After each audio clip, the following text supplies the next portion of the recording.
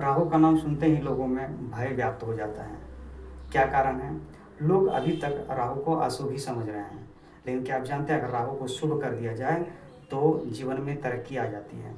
लेकिन वही अगर यदि राहु अशुभ हो तो लोग दरिद्रता को प्राप्त कर जाते हैं।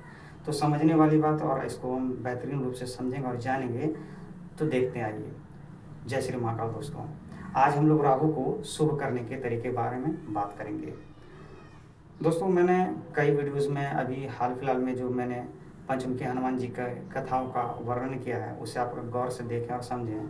तो मैंने बताया था कि इसमें एक नक्षत्र है जो कि श्रवण नक्षत्र है, और वो श्रवण नक्षत्र का एंटीडोट अगर ढूंढे, यानी बद तारा ढूंढे, तो आप देखेंगे कि अश्विनी नक्षत्र, यानी श्रवण नक्षत्र का बद तारा अश्विनी नक्षत्र आता है। तो वही अश्व, यानी अगर श्रवण नक्षत्र में कहीं ना कहीं हमारा शनि खराब हो चुका है, हमारा राहु खराब हो चुका है, और आज तो विशेष मैंने राहु के बारे में बात चालू किया है, तो मैं इसमें बताते चाहूँगा राहु के बारे में ही। यानी राहु अगर यदि खराब हो चुका है तो इसमें क्या करें, तो इसका एंटीडोट क्या हो गया? राहु किस नक्षत्र में है? अभी राहु यानी शनि का जो कनेक्टेड ग्रह है, यानी छाया ग्रह, यह अभी जो है वो श्रवण नक्षत्र में है। और श्रवण नक्षत्र से जैसे ही हम पार जाते हैं, ठीक है, तो आप उसका एंटीडोट क्या पाते हैं? उसमें एंटीडोट आप पाते हैं अश्विनी नक्षत्र, जिसका ग्रह स्वामी ग्रह वह है केतु। यानी राहु को बैलेंस करना है तो केतु पर विशेष काम करना होगा। यानी राहु को बिल्कुल अच्छा करना है तो केतु को हमें अच्छा करना होगा। मित्रों, दोस्तों, आइए बातें करते हैं और समझते हैं कि कैसे इसको हम समझेंगे। बातें करते हुए अगर जाएं तो हम जानते हैं कि हमारे जो आत्मा है उसमें 3 सूक्ष्म शक्तियां हैं। कौन कौन सी, उसे अगर गौर करें तो देखते हैं। यानी ये जो सूक्ष्म शरीर है उसमें 3 बातें, यानी 3 अंग जो पाया जाता है, उसमें मन, बुद्धि और संस्कार का है। अगर मन को राहु मान लें और बुद्धि को बुध ग्रह, केतु को संस्कार माने, यानी संस्कार को केतु माने, तो आप देखेंगे कि वह जो राक्षस जिसका सर धड़ से अलग कर दिया गया था, यानी एक हिस्सा जो ऊपर का मस्तिष्क था वो राहु कहलाता है, और नीचे का वह क्या कहलाता है? वो केतु कहलाता है। लेकिन इसे कनेक्ट करने जब कैसे किया जाता है, तो ये गले का क्षेत्र बुध का क्षेत्र होता है, ये बुध का कारक होता है। तो गले को ज्वाइंट करेंगे तो यह पूर्ण होगा।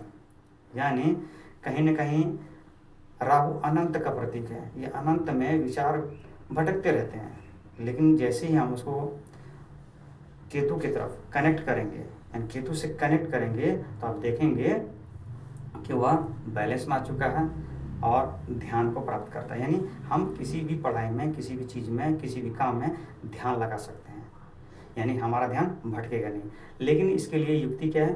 वो बुद्धि रूपी बुध ग्रह का युक्ति।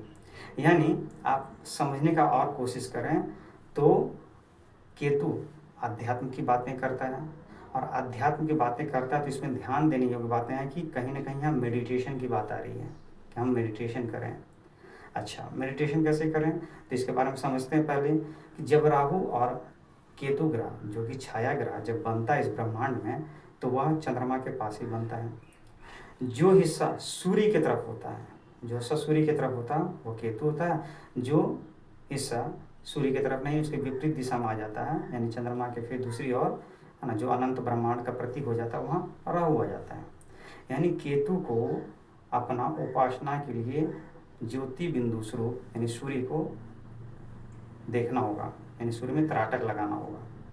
यानी जो लोग चाहते हैं कि हम अपने राहु को ठीक करें, उनको त्राटक का अभ्यास करना होगा।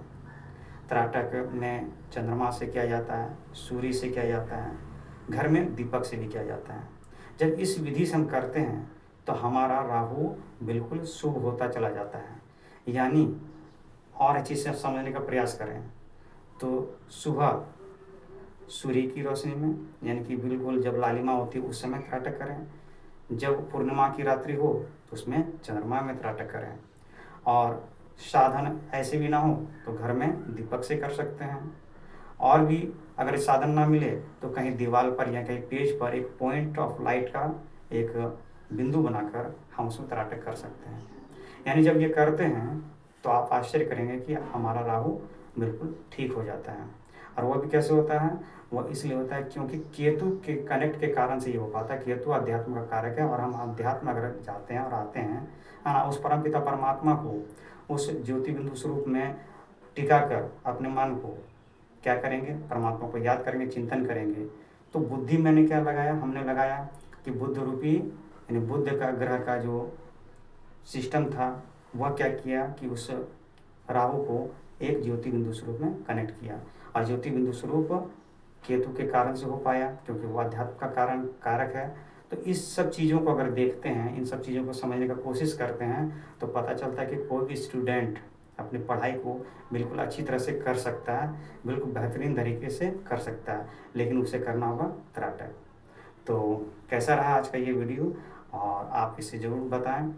और जब इसे आप जानेंगे समझेंगे तो आपको रुचि भी होगा कि और वीडियो मैं देखूं। तो तब तक के लिए इतना ही। नमस्कार, जय श्री महाकाल दोस्तों।